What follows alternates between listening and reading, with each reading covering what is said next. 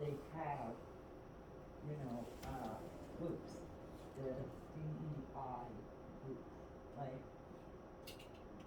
I would encourage you, or anybody that wants to see this home rotation, to do a little digging and figure out how these groups form, how they collaborate with the schools in their district, so that there's continued collaboration, there's solutions and resources that will all be merged together, and there's that solid collaboration. I'm saying this because this is a vision that I have. Like, I would like to see this come to fruition within our district and our community, and we figure out how we get that collaboration there, so that as a group we can be a source of holding folks accountable to the policy, if that makes sense. So and this is just my brainstorm of how we can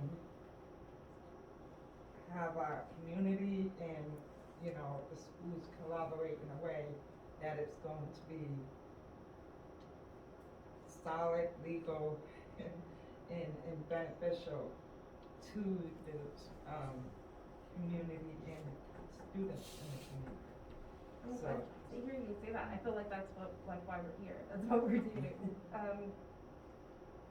Like working as a community to offer like the knowledge that we have from lived experience, to help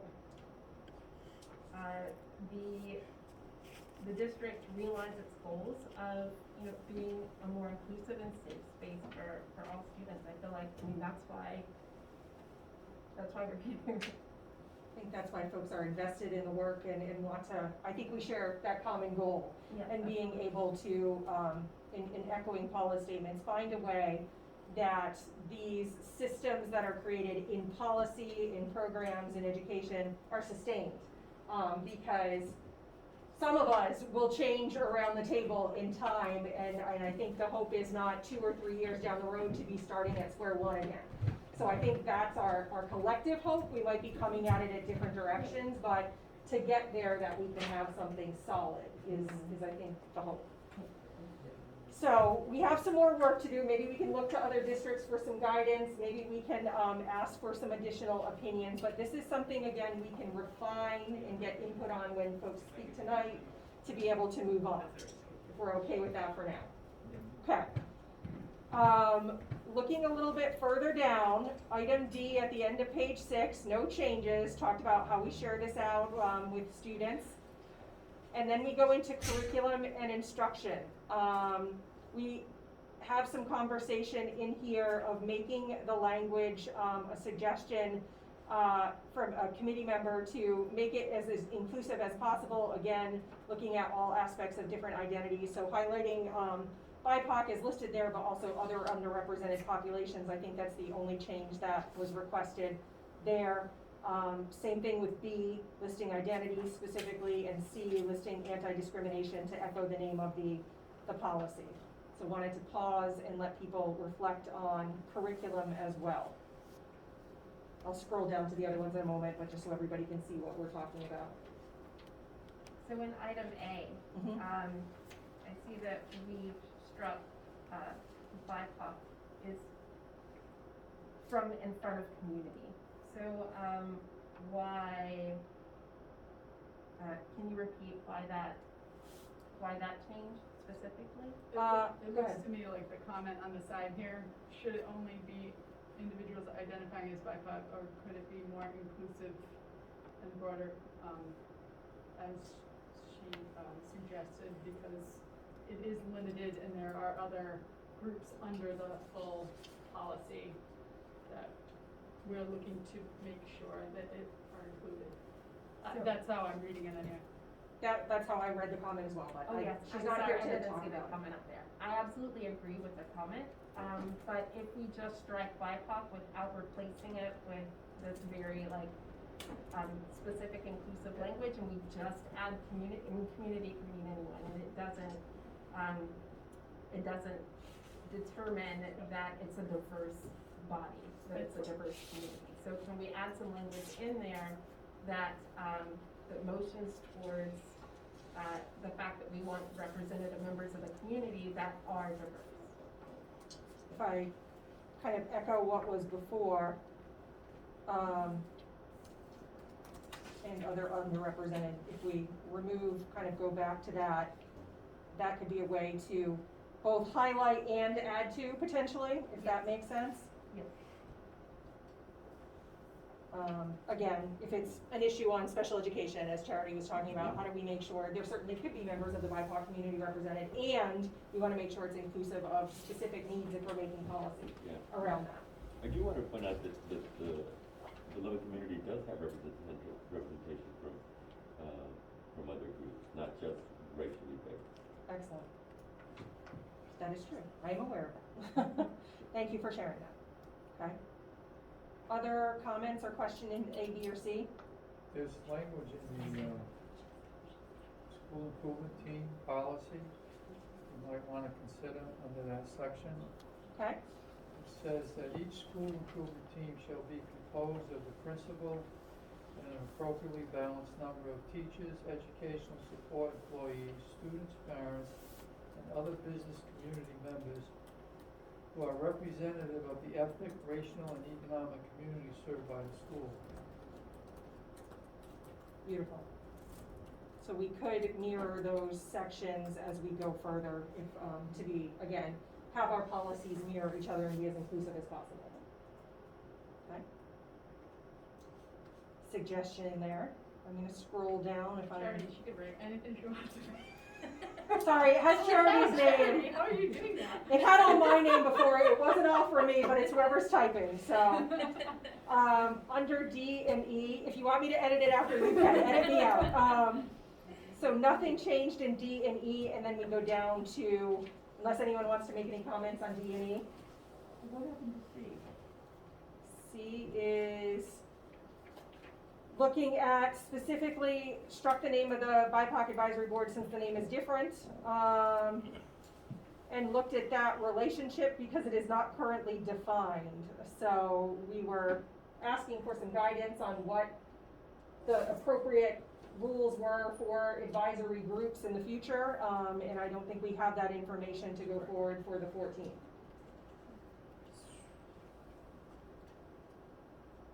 But if it's not in there. Yeah, we get taken out and it's not. So does anyone have a suggestion then? My only suggestion is, so, in relation to any sort of external board that's not under the purview of the district, the only thing that I see as a potential problem going forward, and I bring up these problems not because of the existing people who sit on any boards, but more looking forward and trying to eliminate unintended consequences, which is how a lot of issues. Someone recently used the example, like, the intent of Facebook, when it was intended, certainly didn't, the intention wasn't to completely manipulate and orchestrate, like, social chaos, but that was the unintended consequence. That's where we are, right? So again, with this, I want to make sure that we don't create an unintended consequence where if we're listing specific groups, and to Melissa's point, if the members of that group change and there's no oversight as to who they are, then they get to dictate what's happening. And what if it's a different group of people who don't have credentials, qualifications? Do you know what I mean? Like, so if there are education, to me, the word education liaison or experienced education liaison or culturally experienced education liaison or something, so that you know it's specifically someone who has the actual credentials to speak to whatever's going to go forward. If that makes sense. Well, the beloved community it was formed by the district, so we're not The beloved community was formed by the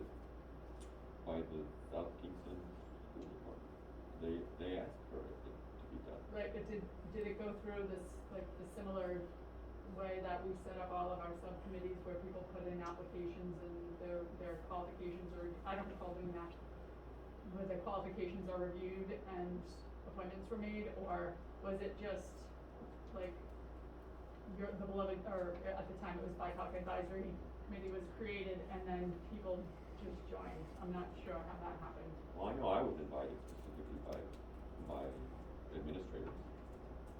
Okay, we're all the members, so, and nobody's changed since then? No, things have changed, people have changed, and so the school committee members have changed. So there were interviews, appointments, things of that nature happened with the board? I was not interviewed, no, but I was asked, so I guess vetted that way. Okay. Again, I'm not questioning your credentials, Sure. but going forward, if you all of a sudden are no longer on the advisory board and then someone else comes in to take your seat, how do we know that they're credentialed? And this is why I To have asked for someone who's an like, it is opinion. an Yeah. do you know, I think that's my, like, I mean, am I way off base? No, I'm happy to you're, recant and no, just I mean, pull back, it's an but- area that's currently in dispute, which is I think why the chair of the policy subcommittee said at this point in time, we don't have a legal answer to the type of entity, that the BIPOC advisory board now, as I understand, the beloved community advisory board, of what type of entity that is, what its legal requirements are, there's not an answer to that question right now. I don't know when there will be, hopeful that it would have been by now, but it's not. And so what are the steps we need to do We're waiting on a decision from, the Attorney General's office. Can I just ask, is it similar to the CLAC group, which I forget what it all stands for, but it's A CLAC group is special ed? a CLAC group is created through the special education regulations.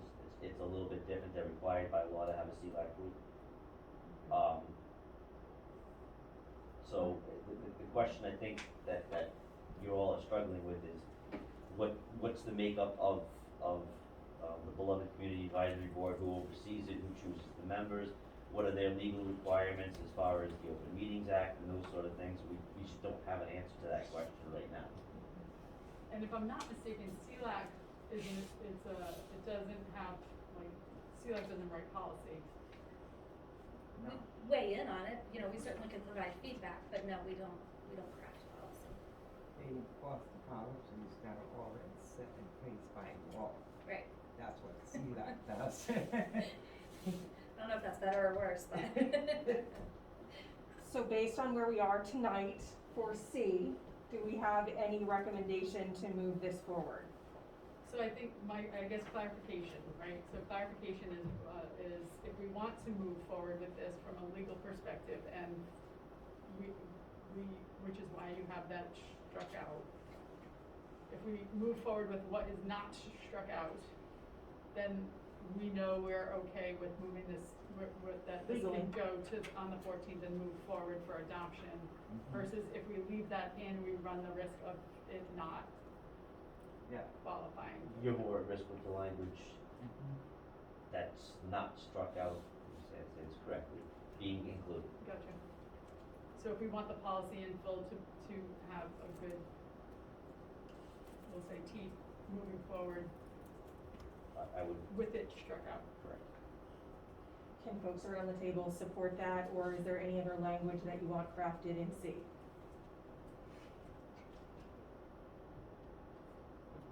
And again, we can revise and revisit policy. That is the beauty of, if this isn't a one-time conversation, we can return to it if need be. That,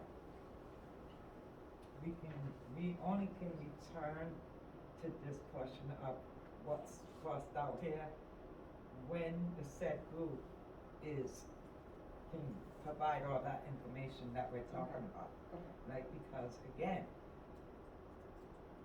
it has to be legal. Everything about it has to be legal. And so I'm gonna go with, we leave it crossed out for now, and we move forward with this policy. And in the event that such group forms again, they form it in a manner where they're doing everything legally. because to me, that's what protects the district, it protects our students, because that's what we should be doing. And so these policies have to reflect just that we're taking care and we're protecting our students. And as you all can say, this policy is a long time coming, right? And so now, tonight, we're here with the ultimate goal to bring it back to the full school committee and get it passed.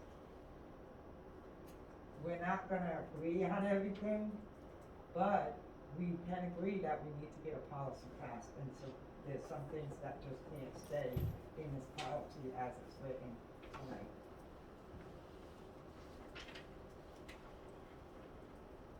Any other comments on SAFE? Well, we were gonna strike that stuff. Okay, so I'm thinking all curriculum should be examined for racial, cultural, and other discriminatory bias against a protected class by the district's director of curriculum. All right, so the word examine to me is just so vague. You know, okay, well, we looked at it, check, we're done. All right, so if we want to put some teeth in it, then, you know, to make sure that it does do that, then we have to put some verbiage that says that, okay, be examined and enforced. I don't know. What does the legal department think about that? How would we word that? If I understand your question, and if I'm reading correctly, I think the second sentence, I'm reading that two-pronged, right? So the curriculum's examined, Yeah. and then the next sentence says the district will revise the present curriculum to reflect. So I may be misunderstanding, that's just the way I'm reading it, is that you have the examination, that if issues are found, that second sentence directs the district to revise it.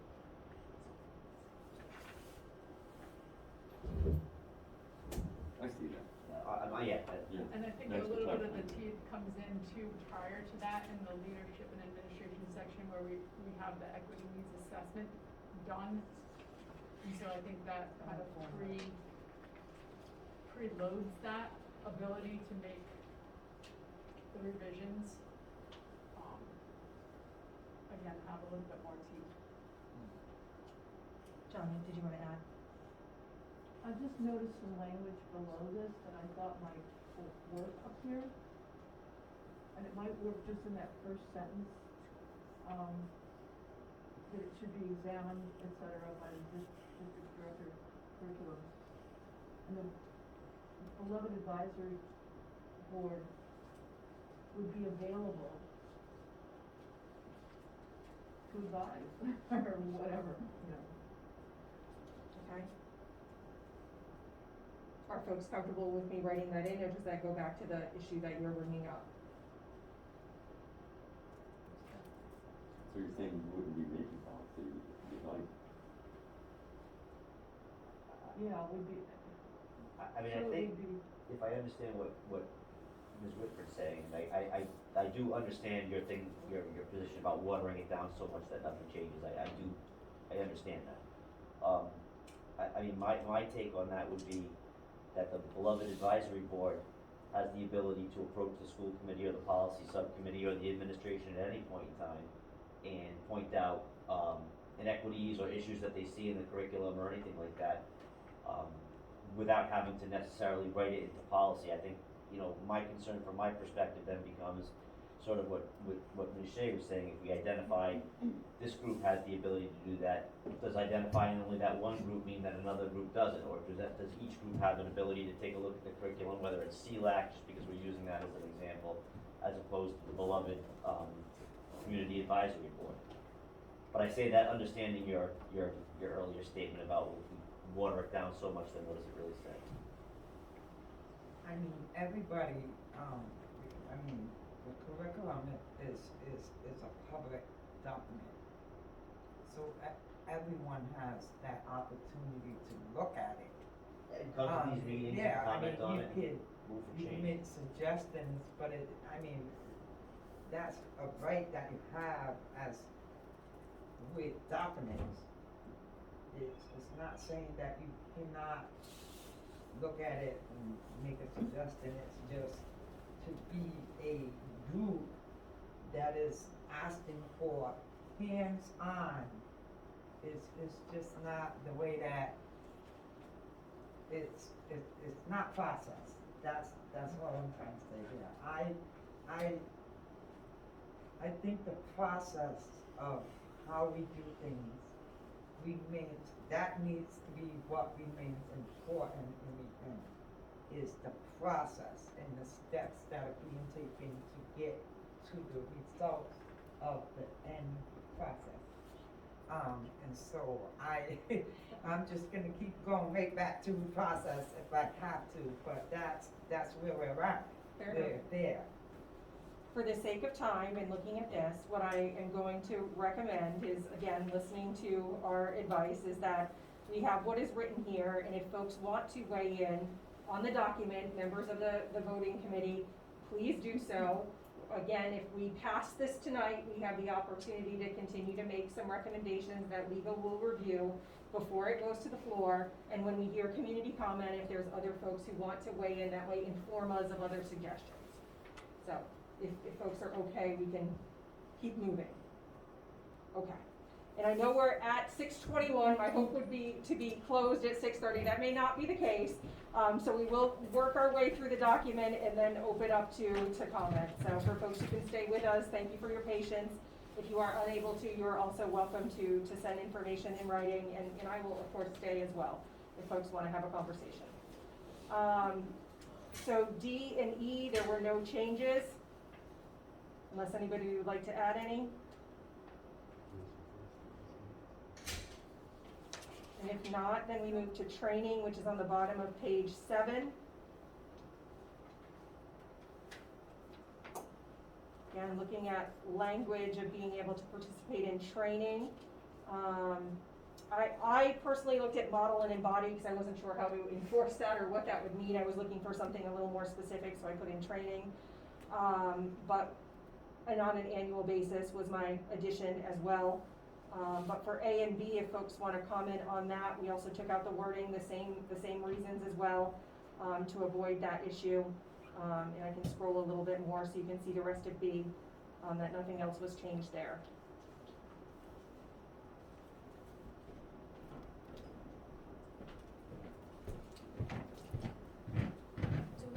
Are we able to mandate that school resource officers have training if they don't technically work for us? I know they would. No, I don't wanna speak definitively, cause I don't know, but I would assume that when we, and actually Dr. Lottie would be able to probably speak to it better than me, I would assume when we partner with someone, we say these are our things that need to be taken care of, if you're gonna partner with us, so I would assume that they would have to have some sort of training to be a school resource officer, never, I know that's an assumption, I apologize. There's typically a memorandum of understanding Yeah. between the school department and SRO, or police department, I should say. So that's certainly something that you could include, so it's similar to the collective bargaining piece that you talked about earlier. I'm not saying it's Okay, I exclusively didn't catch that but I there. think that's something you have to talk to them about. Okay, so something we can clarify. Okay, I'm scrolling on to page 8.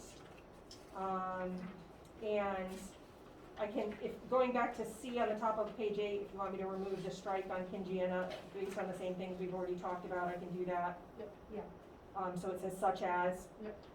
And then added some other content that we heard from folks that they'd like to have added to give some more examples in there.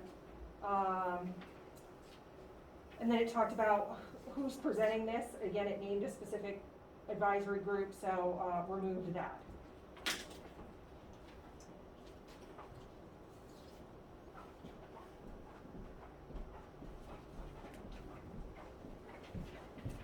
The only thing I suggested in that, and again, it's semantics, so we might not need it, and I'm just wasting time now, but the first staff meeting of the year, presented by the building administration, because that's who gives that. So if you wanted specific, like who's gonna do that, because if it stands with nobody being specified. So that gives it some ownership that someone is supposed to do it. Yeah, that they have to do it, instead of it just being, oh, this needs to be done, and then who's doing it. Okay. And others could potentially join, I assume, representation from this committee, et cetera, but it gives it, someone is responsible for it. Okay, I'm gonna keep scrolling. Policy enforcement, A and B, no changes on the bottom of, let me just check the page, page 8 in the middle. No changes proposed there. Unless anyone would like to add to them.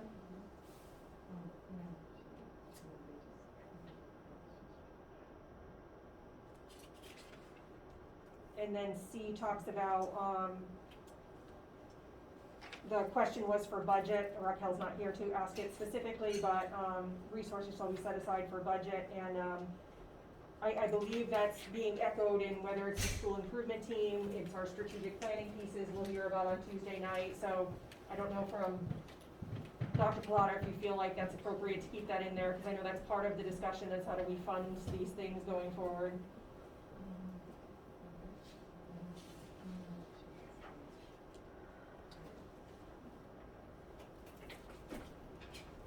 Any comments on C, or? I'm comfortable with it being in there, but I just wanna make sure others are. Policy,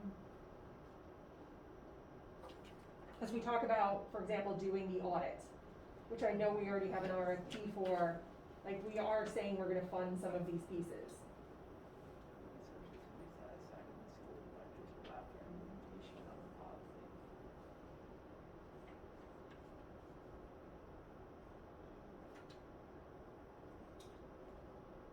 What is Raquel's is she asking the question? She's saying, should we include it as a budgetary requirement? Like, should that be in policy?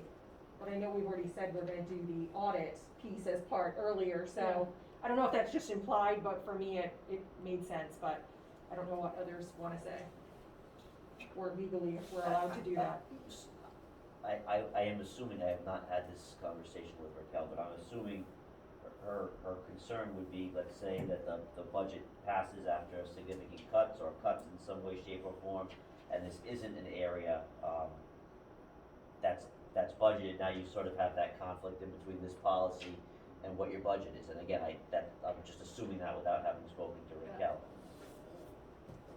Should we say? The other option is, you know, if you wanna do a diversity audit, that's what you're talking about, and it's just an expense for the 1 year, you can use your undesignated fund to do that rather than to make it part of your operational budget year after year after year. Okay, That's an option. so should I change that language at all? Resources shall be set aside in the district budget to allow for implementation, or resources shall be considered when planning the school district budget, or something like that? From a legal perspective, I would, of course, prefer resources to be considered, only because it gives some level of flexibility, but also understanding that that flexibility could lead to inaction, I guess. And there are specific items that are implemented in this policy, like training, ongoing training is something that the policy dictates, there has to be funding for that. Yeah, agreed. I was gonna say there has to be some funding allocated Yep. to whatever resources that are coming up out of this Well, policy. and this covers special ed, this covers everything, because the policy as a whole, so, yeah. I think So we yes, should to do keep that. it in as written, thus far, okay. And if we get any other feedback or input, we can revise. It's certainly something that the full committee can Can- discuss. okay, ask questions about. So page 8, foundational principles, nothing significantly changed here. We defined members of the community to just make it a little more specific, students and professionals, indicating who that is. That can be changed if folks want to be, but that was a suggestion. And number 4, there are some other policies that have more detailed procedures than what ours does, but this is what the original, I highlighted it just to ask that question, but this is the original language. As well as in number 5, someone had asked us to define potentially define parents and guardians if we felt there was a need to do that, but if legally, if it's fine as it stands, those were the suggested comments in that area. So, section 6, reporting, the bottom of 8 and the beginning of 9.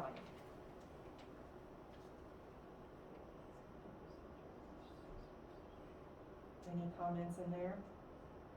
So 4, I don't have any comments on, but for 5, I mean, we want, it's not just the students we're encouraging to report, we want anybody, everyone and anybody to report, so. So do you want it we even would broader, be like another? faculty, I mean, I would assume that if anybody, Everybody that's affiliated with any, the but I mean, district, even the that, community bus though, I mean, drivers, like anybody, yeah, monitors, whatever, yeah. I don't- custodians.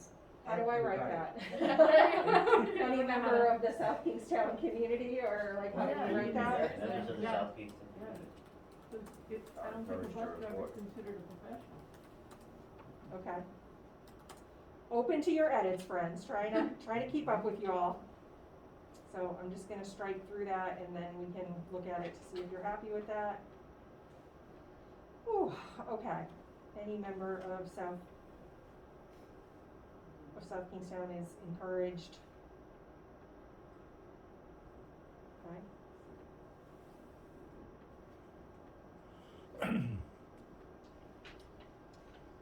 And then on to reporting procedure.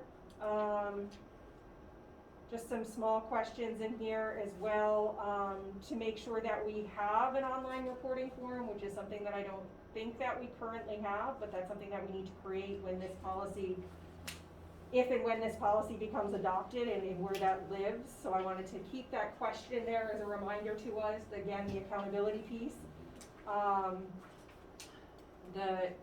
When we talk about appropriate personnel, district personnel, highlighting who that means, our superintendent, building level leaders, in terms of who receives these comments or feedback. So highlighting that, because before it just said appropriate, so trying to define that a little bit more, and if there are suggestions, please let me know. And I'll scroll to 4 and 5, same thing. If someone is not comfortable necessarily reporting directly to a building leader, perhaps they can go directly to central administration, superintendent. Just want to clarify that, again, some other policies say these things, just wanted to make sure that that's appropriate for SK. With comments around the table. I think you should include the human resource Okay, administrator. would you like it in They bold? handle all those complaints now prior to the information coming to the superintendent. Okay.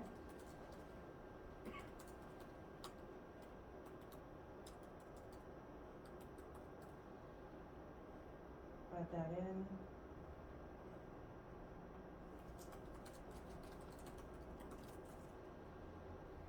Any other comments in there?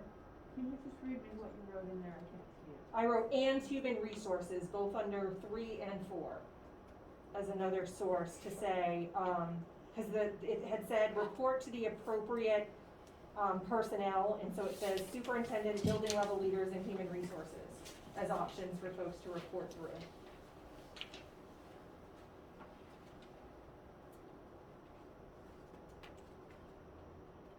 And if they're not comfortable going through a direct building level leader, it says school district personnel, superintendent, and or human resources.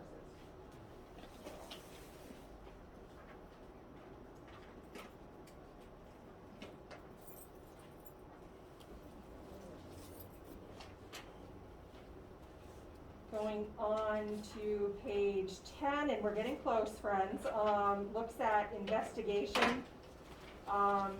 The language here said any SKSD affiliated person. Thank you, and my running low on batteries. Thank you for letting me, where does this plug in? Oh, there it is. Thank you. Student, parent, guardian, or professional, so again, making it as broad as possible. And looking at the language, just minor changes in there. Any comments or questions on A?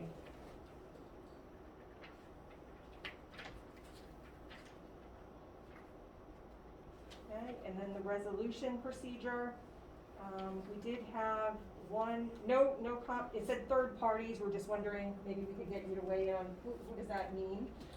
Employees and third parties may initiate informal resolution, we just didn't know who the third parties meant. Not something we necessarily need to change at this table, but just wanted some clarification. So typically a concerned citizen, someone from Okay, outside the school community who learned something second or third hand has the ability to bring that information forward. okay, perfect. So that had been a question in there. So anything else about procedure in B? Nothing has changed?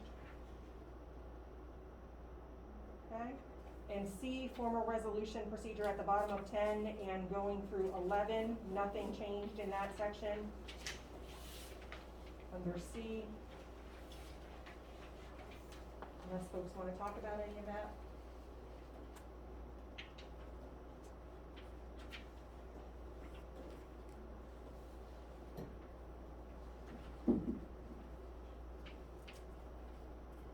And determination, D, looks at the reporting process, where it goes to, I did ask, is this someone's job responsibility, human resources, Title IX, et cetera. We can clarify those reporting lines, but this is the original language and conversation that was in the policy.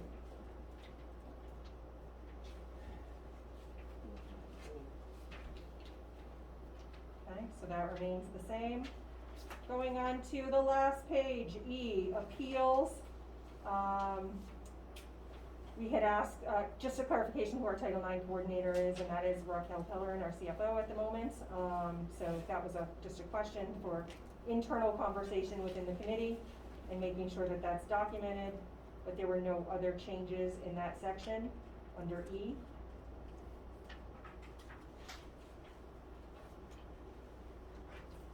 Okay.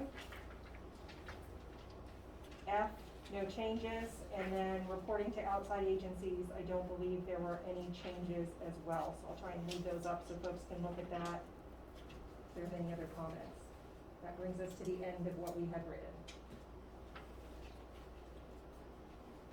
Okay, so for the sake of discussion this evening, what we would want to do, if we are at a point to do this, is to make a motion to move it forward as amended this evening to the school committee. Take a vote on that. If there's any discussion, we can have that, and then record the results. And then we would pause and move to our next item of business, which would be an opportunity to, there are some suggested next meetings and steps, but these are things that will be on the agenda for next week, and we would move to community comments. I'd like to make a motion to move forward with the anti-racism, anti-discrimination, and anti-harassment policy as edited this evening to put it forward to the full school committee. I'd like to second that. Okay. Is there any discussion? We have a motion on the floor. Yes. Can there be community comment before we vote on it? We're in the middle of a motion, so potentially, should we hold that You can off and have rescind the comment motion. first? I mean, that, if you wanna rescind that motion and then move community comment up and then revisit the motion, you can certainly do that. Okay, I'll Okay, rescind if the folks wanna motion. do that, sure. So I know we were at an hour and a half, thank you for your patience, and if we want to move to that agenda item, community comment, we'll open the floor. We again ask that folks are respectful and follow the normal procedures that our chair puts out, and you have up to 3 minutes. Please feel free to stay in line with what is on the agenda this evening. If you are going over, we'll let you know that and ask you to move on to the next person who might want to speak. And again, if you're choosing not to speak out loud tonight, you are welcome to share comments with me directly, as well as anyone else who is part of the committee also. I just wanna procedurally make a motion to move Thank you, community Kate. comment up, in the agenda. Do we have a second for that?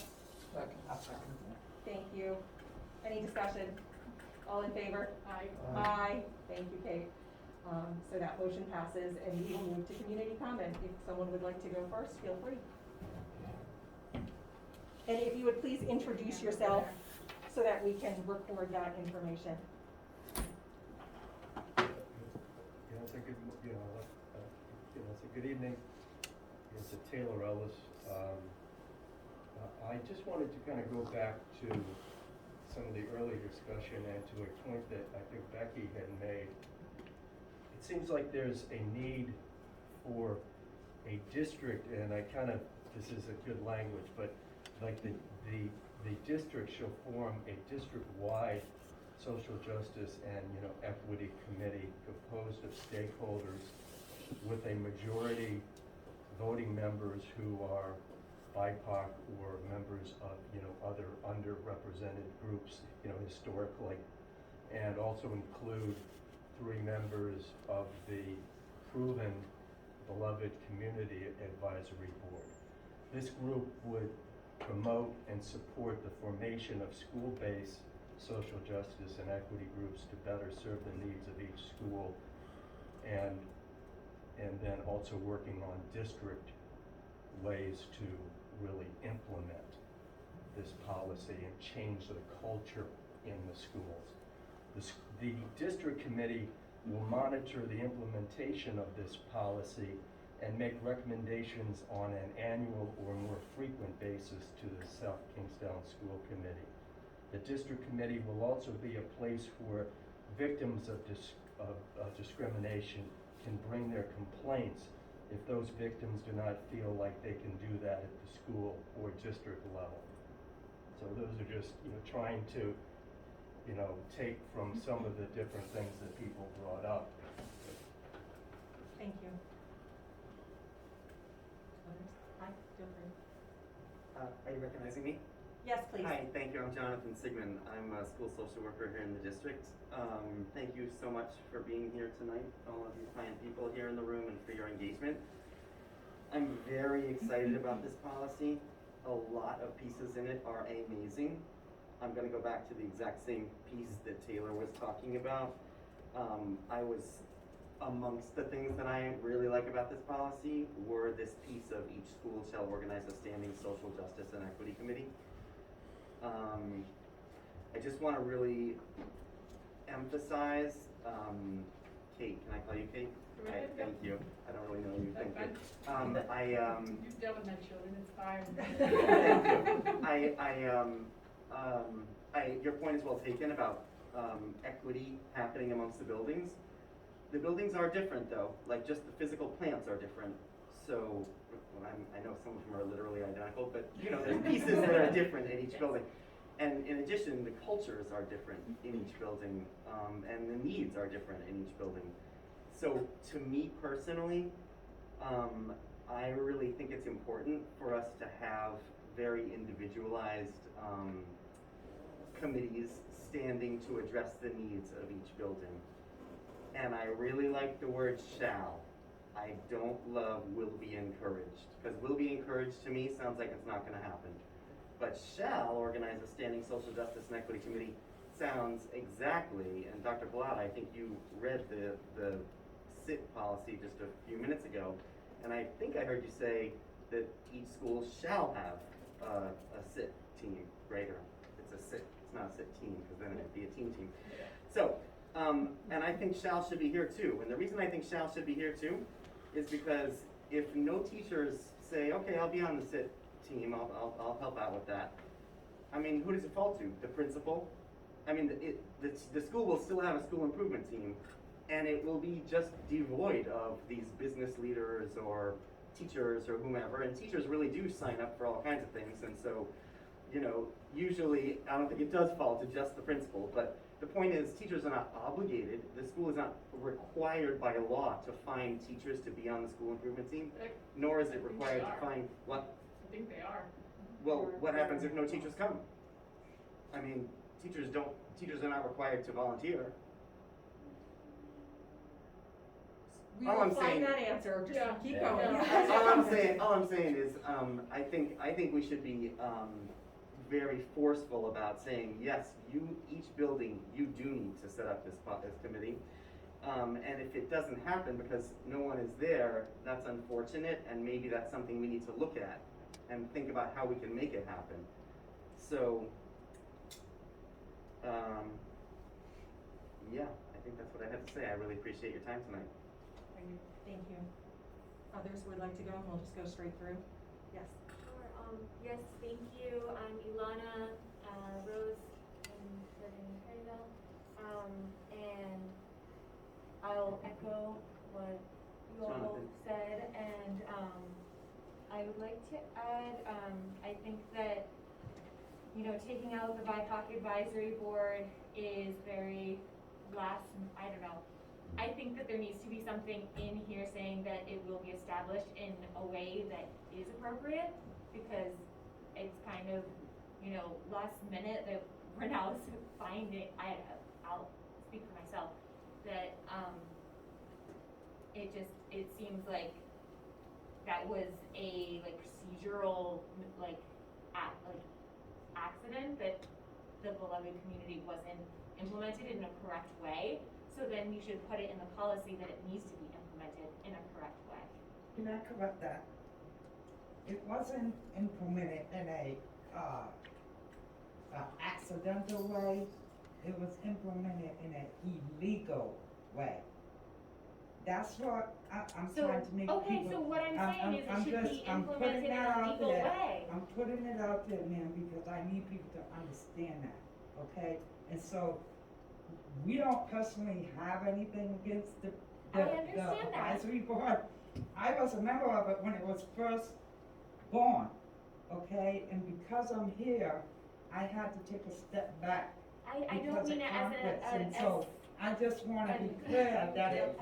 Can I ask us just to focus in, thank you for the comment, I just wanna make sure this is community time, that we're able to let you speak your piece, and then we will process that as folks go through. I don't mean it as an attack on anyone, I just mean that it should be done in a correct way. And I think that that can be included in the policy. So that it can. It's important. Thank you. Thank you. Next. Michelle Manning, Mitchell, parent, teacher. I also am focused on that same piece about schools, and I guess for me, having an outside group that actually knows what they're talking about, and I think when we look at the BIPOC community, they're credentialed because they actually have experience with this, what we're talking about here, right? And so I can talk about, and it's funny because of the you know, emails have been flying around, right? And so I've met or spoken with a lot of people, and a lot of people of color, and we all have similar stories. And we all have similar stories in the way that it wasn't addressed, right? So we went through, spoke to, followed procedures, right? When my children were having difficulty, I went and spoke to the principal, I went and spoke to the bus company. It didn't get resolved. My daughter got sent to the front of the bus, you know, when a boy was telling a story about lynching telling a joke about lynching and not using black people, using the N-word, and my daughter was told that she was a baby for snitching on this child. She got removed to the front of the bus, and that child didn't have any, or I wasn't told what the consequences were, but for me, restorative justice, find out what lynching actually is. If you think that story is so funny to say why apples and N-word look good hanging from a tree. You know, and that was the consequence. The principal didn't do anything. That child rode that bus every day. And then I finally was able to find someone to actually drive my daughter to school because I couldn't believe that the principal didn't do anything with this child that I knew of, right? There were no consequences. The child was still back in school every day. The child was still riding the bus every day. But my child was sent to the front of the bus and called a baby. When my son brought up February Black History Month and asked a social studies teacher at another school what we were doing for Black History Month, the social studies teacher told him that if he wanted to put something together, that he would be able to put something together, the teacher would look it over, and that he could teach it. And my son reminded him that he was not the teacher, that would be his responsibility to do that. And so I could go on, I could get to the high school now, right? We can talk about these stories because they live in every school, and in every school, parents are doing what they need to be doing. Children are doing. I mean, I'm hearing stories about the high school and children of color getting locked in the bathroom and being searched because they're in the bathroom, going to the bathroom. And we're, you know, and because they're children of color, I can talk to my children. My children know the hallway where you can hang out, where the kids of color can hang out and not get into, and nobody notices. We overlook them. We notice in the hallway when you walk in the hallway, and it's not just the black kids or the children of color that notice this. White kids notice this too. You know, and so who has a pass, who doesn't have a pass, who's allowed to go in the hallway, who's not allowed to get in the hallway. If you don't put something in here that is a group like the BIPOC who have experience, who actually have gone through, most of us have done something to better have knowledge to figure out how to solve these problems, how to work. We're in the community, we are the community, we're in the schools, we're seeing it. Children come to us. But you're saying that no, it's fine to just put it in the SIT plan? The SIT plan is, everything in the SIT plan goes to scores, right? So we're answering, so we have SEL, we have an SEL plan, we have a plan for, you know, our RICAS scores, and we have a plan for one other thing. I'm on SIT, I can see what's going on. It doesn't really have a place. There are goals that are aligned to SIT, but there's no goals for what to do when your child is called the N-word and someone or the teacher sticks their hand in your child's face and says, I can't deal with you. I don't know. I guess I'm probably not being as clear, and I'm not being as clear as I want to be, but that's because all of these emotions are being brought up in me right now, and so I can't speak as clearly as maybe the email that I sent to you, Melissa. But I do know, what I can say is that there needs to be an outside group that works with the school when these issues come up, and children can trust those people, because right now our schools are failing the kids. The kids don't trust the teachers or the vice principal or the dean of students, because nothing is changing, and it hasn't changed. You know, I'm 55. You know, I went to Little Matunic School. I went to the little tiny schoolhouse. It hasn't changed, and so I guess you can say that we want to change, but until you actually get people that are invested in that change and they're in that group doing that work, I don't see this policy having teeth, and so I really think we should keep that in there. Thank you, I know I Michelle. went over 3 minutes. Thank you. No, Melissa. thank you. I looked down and noticed that, but I didn't want to stop you in the middle of your thought, but thank you for sharing. Hi, my name is Petery Collins, and I think we all had the same reaction. Thank you, first of all. I'm really encouraged by the conversation here and the back and forth. And I understand the legal implications of wanting to get it right and making sure that everything is set up correctly. But I too have had experiences where I've brought concerns forward to principals, teachers, superintendents, and I'm just placated. I had this recent back and forth with the principal at the high school, and I asked very specific questions, and his response was, "Thank you for your email. Have a nice day." And I was like, my email was this long, and it was concerns about the scavenger hunt, which I don't know if you heard about that, of a racially abhorrent tone that was taken in the scavenger hunt, and he never addressed.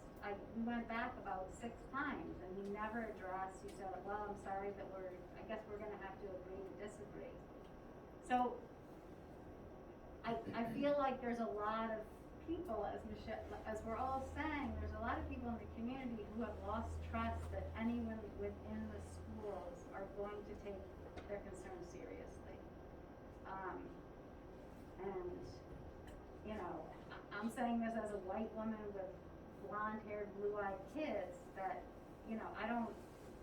I know that I'm not even privy to half of what's going but I've seen what I've seen, and I've read the, you know, racially abhorrent tone. I mean, when the principal wrote that and was surprised that there would be any sort of reaction to that, and just put me off, I had a real problem with that. So again, I'll just echo what everybody's saying. If there's some way to put it, you know, to get it right, Paula, to get it right and to have it official, but you know, set it up as a subcommittee where people can sit on it, but it has to be, it just has to be, because this is great, but as you have said, Kate, it has to be implemented, and that has to be a piece of it. It has to. So thank you for all that you're doing. Thank you. Yes, sir. Afternoon, high school classroom, Lincoln Public Classroom.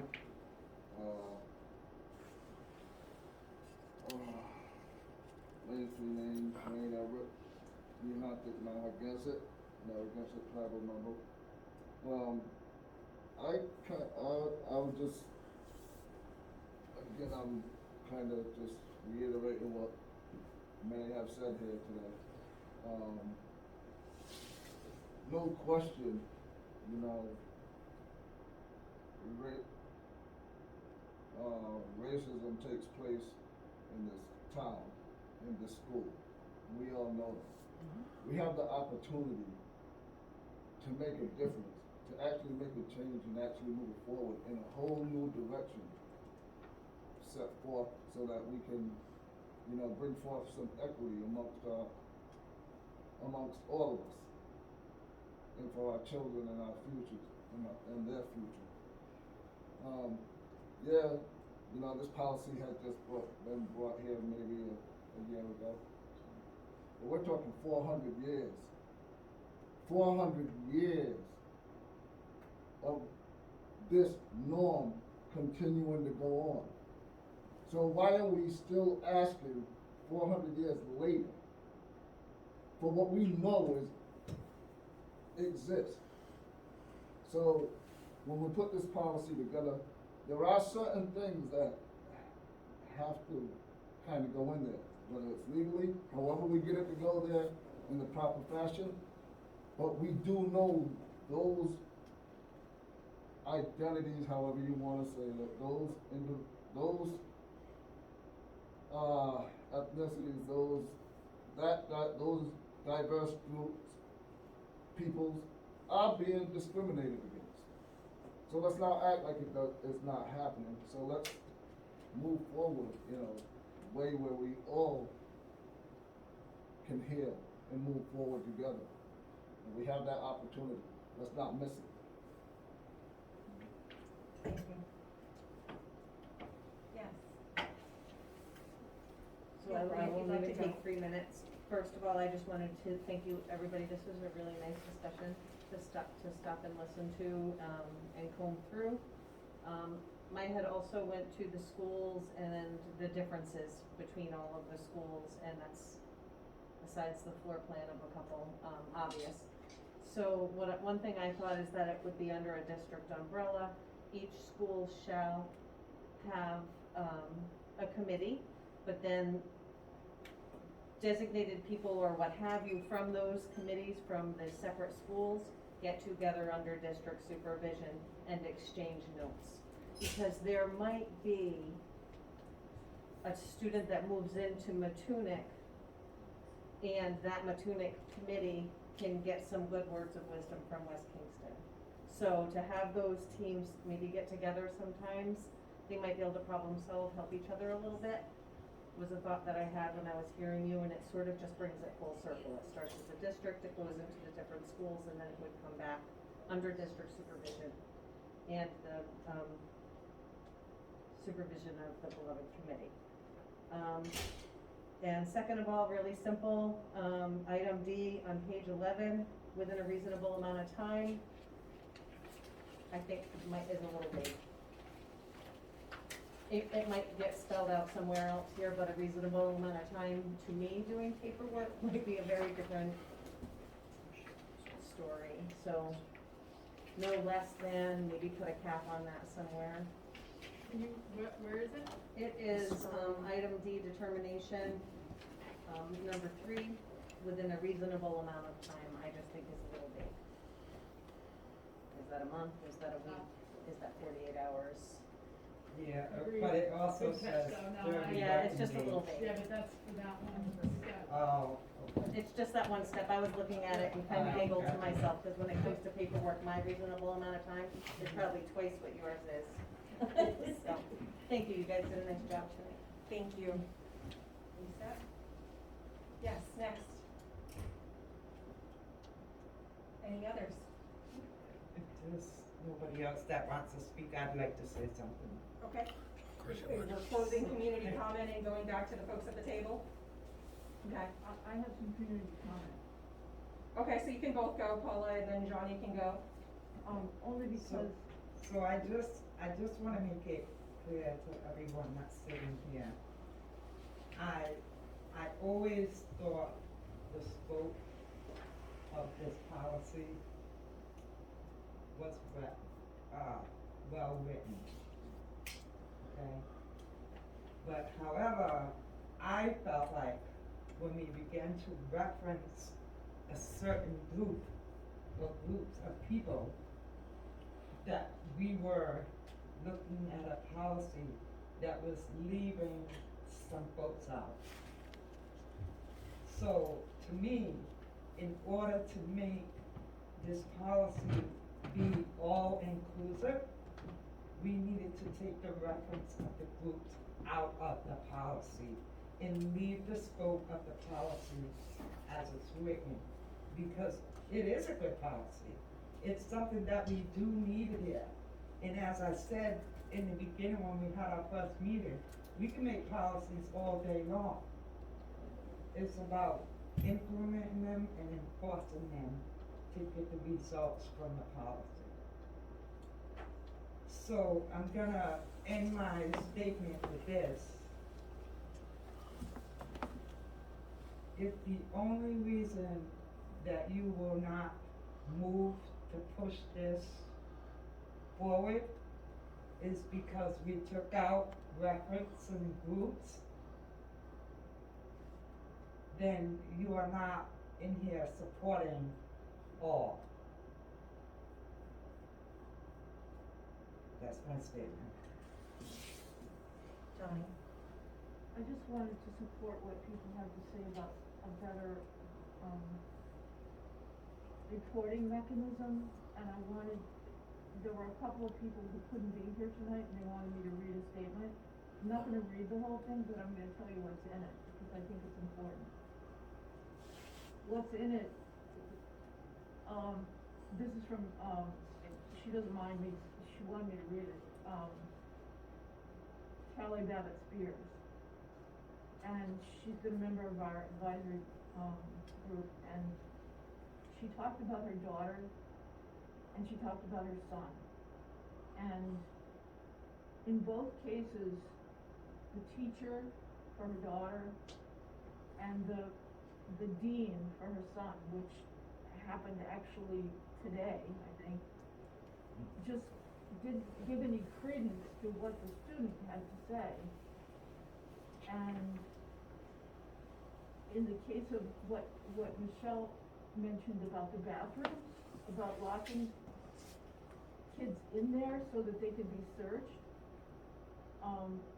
it just seems unacceptable and illegal. And these things that are happening when people, both of these examples are at the high school, we've had incidents reported to us, different incidents reported about once a week in the past 6 weeks, that things are getting so out of hand at the high school. And they don't, the parents don't feel as though they have any recourse.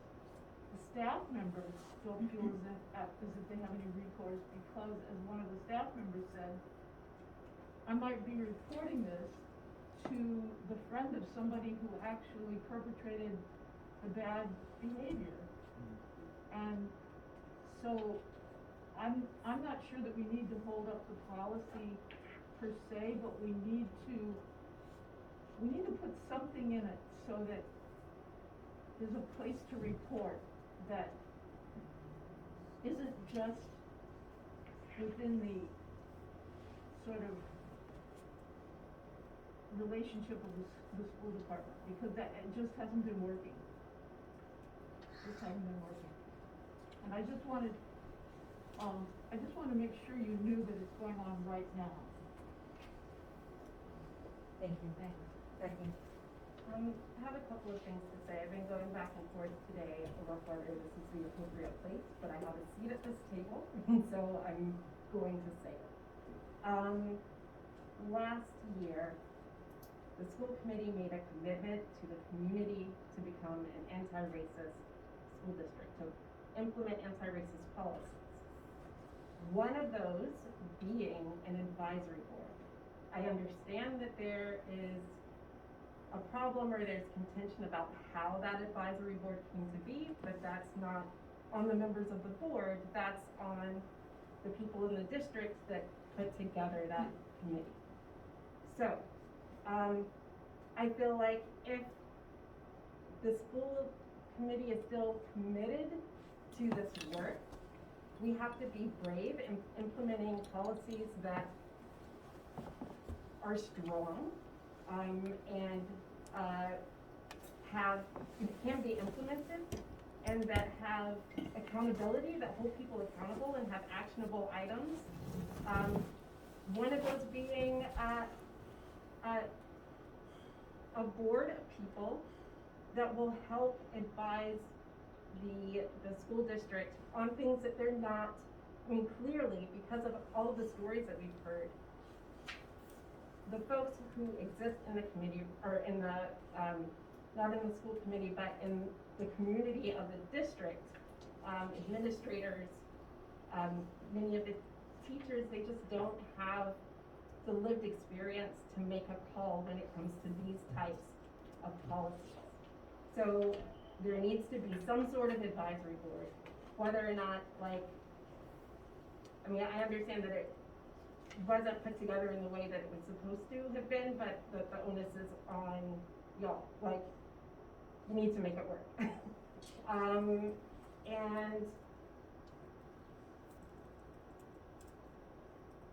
there are a couple of things I feel that go along with that. The importance of the committee isn't just to help advise on policy, but it's also to give folks a place to go when they don't trust the people who are making decisions in the district. Because we're all stronger in community. And I feel like that's what the Beloved Community Advisory Board has been to me. I joined it because my own son, like, still suffers trauma at the hands of what happened in the school district and the administrators that were responsible for that at the high school. I can't even get him to come with me to a school committee meeting to tell his story because because it was in the high school and he's still so traumatized he doesn't want to set foot in there. So I want to encourage us to be brave, to move forward with this policy. It needs to be in place. I feel like as a member of this body that I can make a motion to Yes, you may. change the language back to shall from encourage. So I want to do that specifically for the school groups.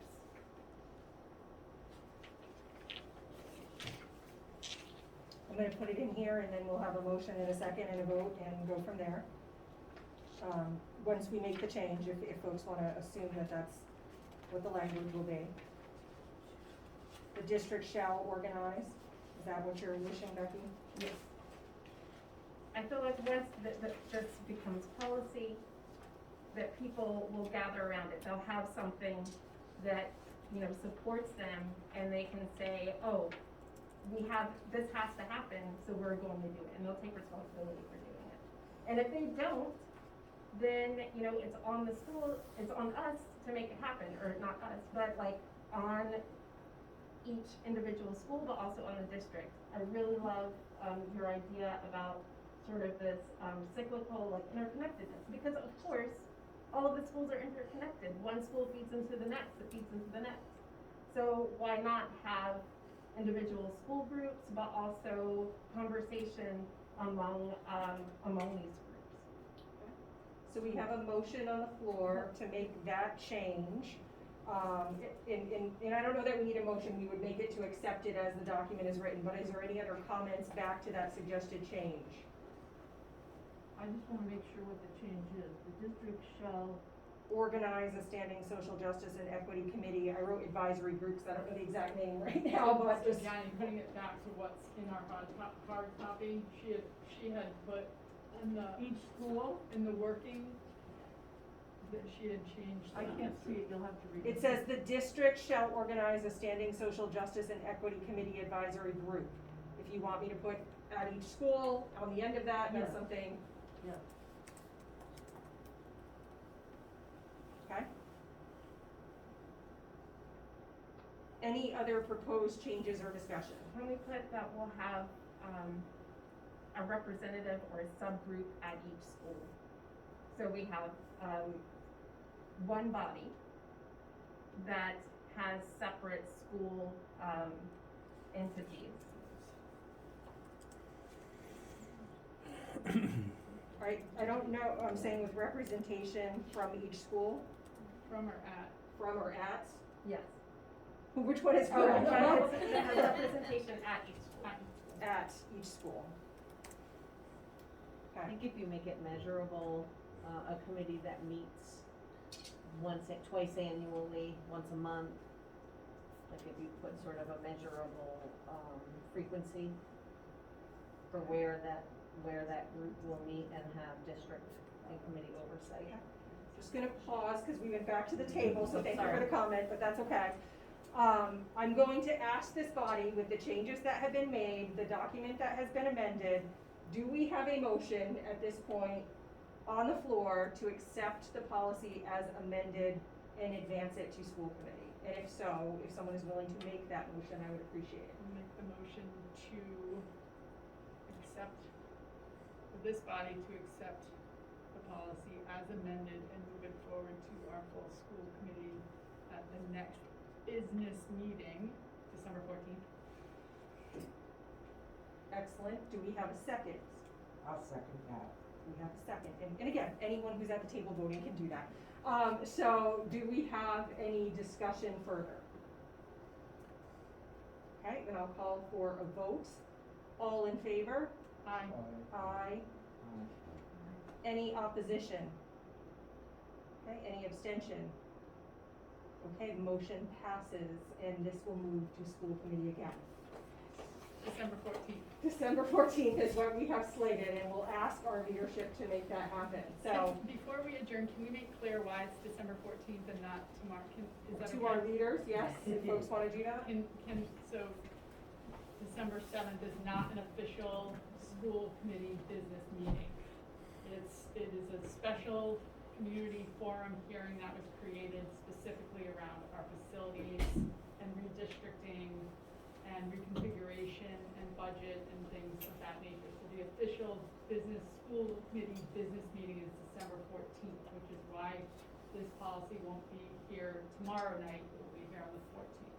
But I will echo, if you have not yet seen the announcement about the 7th, I think there is a lot of things that relate to the work that we're Oh, for doing sure. in policy, and hope that you will look to it, hear from Dr. Pilata on the 7th and the 14th, to be able to know about some of the strategic vision, about the building committee, about the budget, and I'm missing one, and about redistricting, reallocation of spaces.